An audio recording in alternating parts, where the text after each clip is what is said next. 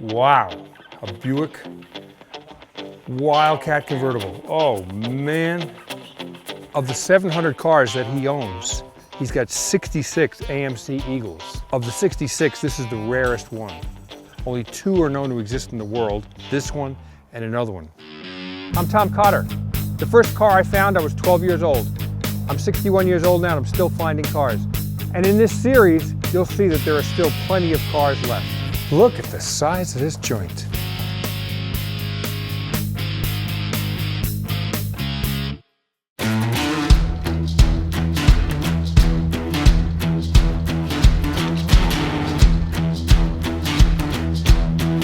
We were invited to come and tour Terry Gale's Rambler Ranch today in Elizabeth, Colorado. It's an amazing facility. I've been doing this old car stuff for a long time and I've never seen anything like you're about to see. Take a look.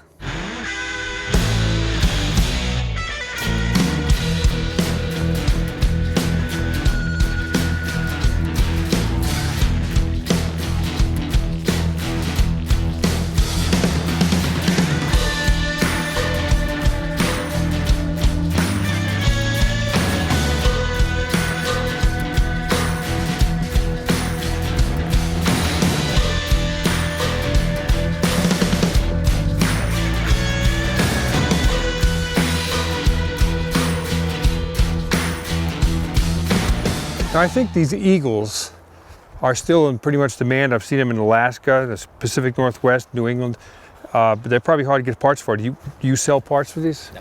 You don't? Because it's too hard to get parts for them. Really? They don't reproduce anything for them. Yeah. So they're very hard to get. Are they a pretty good vehicle? They're amazing. Amazing. Stuff, yeah. This is a 1960 Etzel Wagon. And how many did you say they made? 59 of them. 59, and you know, this is probably one of just a couple left. Very rare car. This is when Etzel really started to realize they probably were not the right car for the market. They were priced too high. So this is more Ford than Etzel. It was just a rebadged Ford to an Etzel Villager is what it was called. E-stick. So this has an automatic, well, it's got a manual gearbox with no clutch. You still had to shift it, but you didn't need a clutch. Interesting. This is a 1956 Rambler Classic Cross Country, and it's a very rare car. It was just explained to me that, well, this was originally a wood grain in the middle here. So this would have all been wood grain. And then this coral color here and here. This car, there's an emblem right here that says air conditioned. So a 56 car with air conditioning, that's very rare. There's an air conditioning flap right here. So, you know, if your wife says it's getting a little bit too cold, honey, well, she could just flip that down on the other side. Or you could regulate it like that. The rare part about this car, it's a two-door hardtop, no post. So when these windows are down, this is all open. You've got a vent window in the front and a vent window in the back. I wish we had vent windows today. But you can see there's different year. This is a 56, this is a 59 cross country, the same model, but 3 years newer. But this has a post here.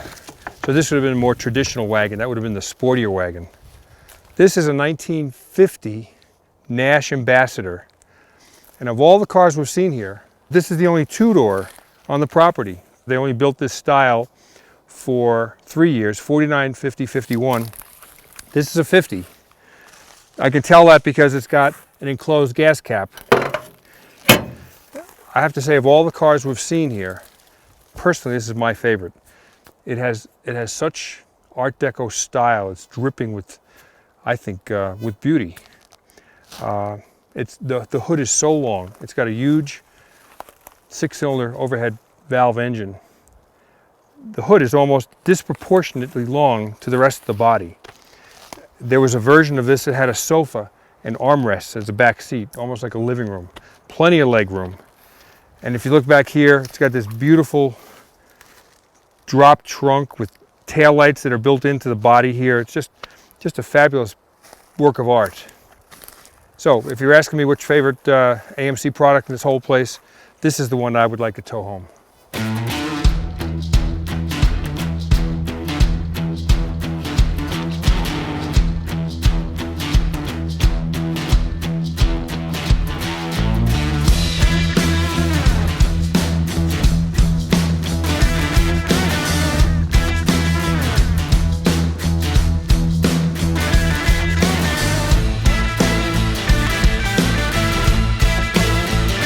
Of the 700 cars that he owns, he's got 66 AMC Eagles.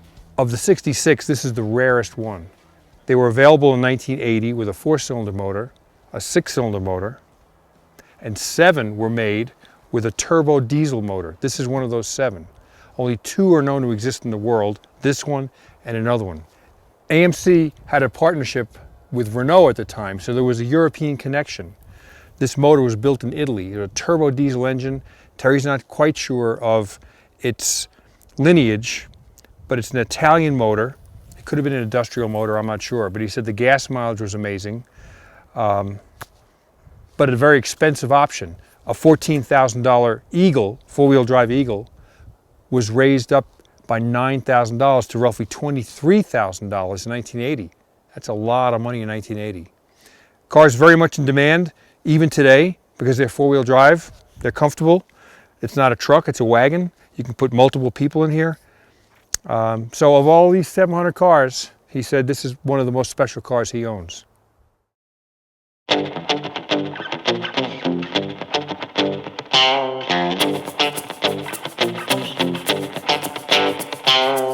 We visited a place called the Rambler Ranch, owned by a guy named Terry Gale, and he had a wonderful collection of AMC and Rambler cars.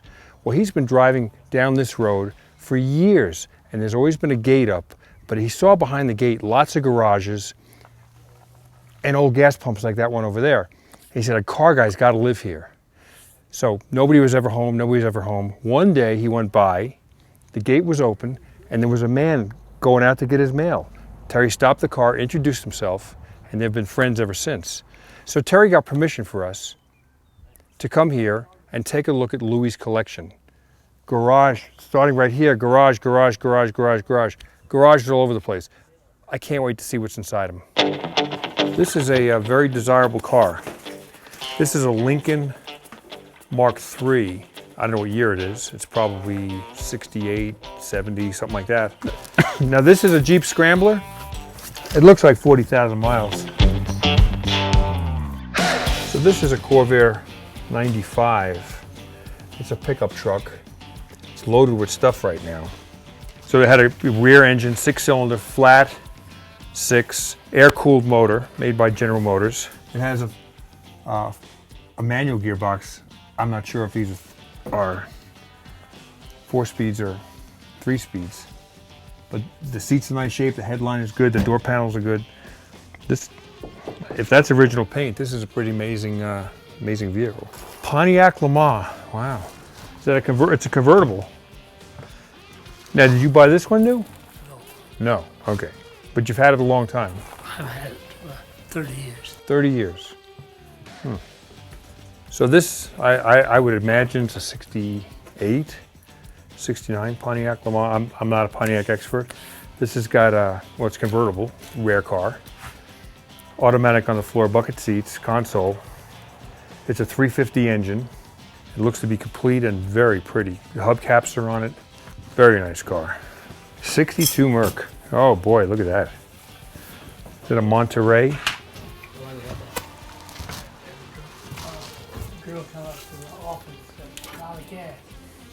Do you remember what you paid for it? I think $250.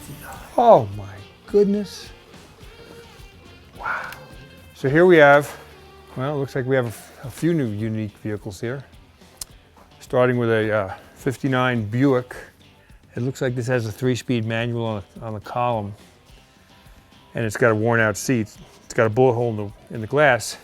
So this has been, it's been to the track and back, as they say. So that looks like a homemade body on a Model A frame. So it's got a Model A front end, 1930 grill, Model A engine. So this is all, up to this point right here, this is Model A. This is 2 1940 Ford hoods mated together and made into a boat tail speedster. What a cool little deal this is, huh? So they made like a little runabout. I mean, this is like a catacomb. It's like, this place has been hidden for decades. So a 250S Mercedes, 4-door sedan. I wonder if he bought this new. Convertible. Oh man. You like those wheels. I've seen those wheels all over the place. Yeah. Oh man, look at that. Whew. All right, what do we have here? A pink Thunderbird. Wow. Isn't that sharp? So it's a hard top. Whoop. Pink T-Bird. So that's probably what, a 65, 66? Wow, wow, wow. Look at that interior. That is a sweetheart. This is the car I like so far. Yeah, so far, this is the car I would own. I mean, if this is originally a pink Cadillac, or not a pink Cadillac, a pink T-Bird, you could see Marilyn Monroe riding around in a car like this. I bid $400. $400. I said the taillights are worth that. And you got it for 400 grand, $400. Wow. Louis, do you think that's the original paint? I don't know. I don't. It sure is sweet. Did you ever drive this car around? Just drove it out here. Wow. It's so undervalued, it's unbelievable. So the Hagerty price value on this average is about $12,200, and a concourse condition is only $26,000. It seems so unfair to have a car this grand that it would cost you $125,000 to restore it, that it's only worth $25,000 in concourse condition. I think the thing to do would be just, use it and enjoy it. Certainly don't touch it. Wash it, wax it, put the air in the tires, change the oil, and just drive it the way it is. Very nice. It's a convertible, so we know it's a two-door most likely. Okay, well now I can see. Wow, a Buick Wildcat convertible. Oh man. That is about the best convertible I know. It's got 79,000 miles. Do you remember what year this is? 68. 68 Wildcat convertible. Big old V8. Style wheels. Does it have dual exhaust? It probably sounds sweet if it does. No, I don't think it is. No. It's a 1902 Oldsmobile. So in my barn find adventures of my whole life, this is the oldest car I've ever seen. It's got a tiller steering wheel, a wooden body. Wow. I'm gonna go check out the back. So Louis' mom was born in 1902, and that's the same year that this Oldsmobile was born. It's a 1902 Oldsmobile. It's got a tiller steering wheel. That's the steer right there. It's got a wooden body. You can see the old pinstripes on the body, probably brush painted. Well, this is a substantial car. This is, wow. You do have a variety of cars, I have to say that.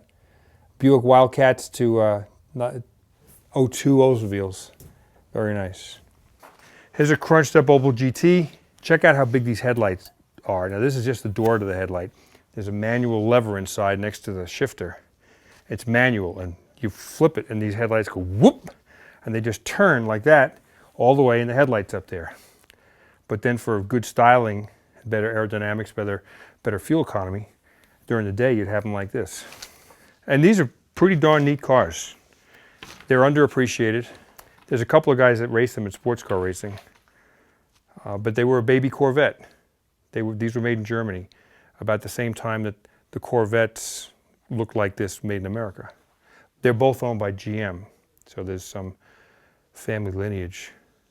I got to say, this is one of the most special discoveries I've seen in my life. Our new friend has collected these cars, not because they were valuable. He collected them because he loved them.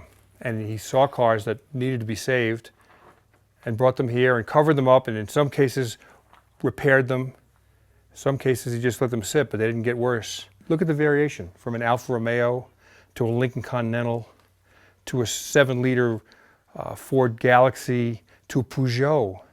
That's a car enthusiast. And guys like this man right here are few and far between, that they save these cars not because it makes sense in their head financially, but from their heart. And I'm really, really glad to have met you. This has been a really amazing day. So thank you so much.